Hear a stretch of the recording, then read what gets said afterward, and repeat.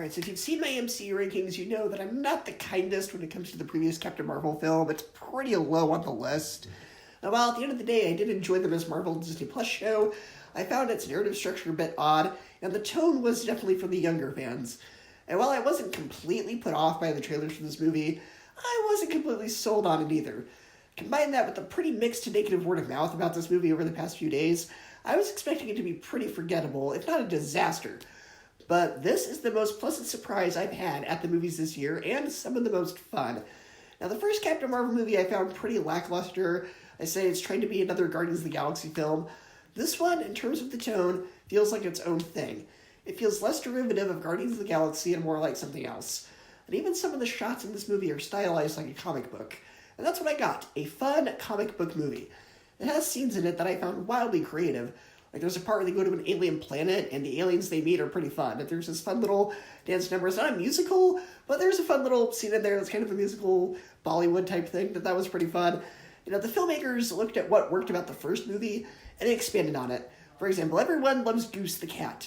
So now we get tons of his offspring, and what they do with these adorable but deadly kittens was one of the funniest scenes of the whole movie.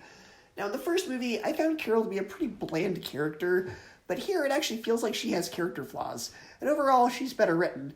But the performance that absolutely steals the whole movie is Iman Vellani as Ms. Marvel.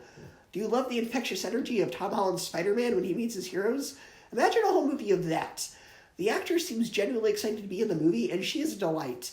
But we do have certain issues. For one, this movie, like a lot of MCU projects lately, does require homework. If you haven't seen WandaVision or the Ms. Marvel show recently, you're going to be lost. The other issue is the villain. The villain is pretty forgettable. Do you remember Ronan from Guardians of the Galaxy? Yeah, hardly anybody does. This villain is basically the girl version of Ronan, and she's just as forgettable. But the majority of this movie, I had a massive grin on my face. It wasn't afraid to have fun, it had some good humor, it had some well-stylized action scenes. I would say overall it is worth seeing.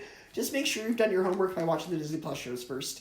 Overall, though, I still found this movie quite marvelous. And for me, it gets a B, 8 out of 10, and a 4 out of 5 stars.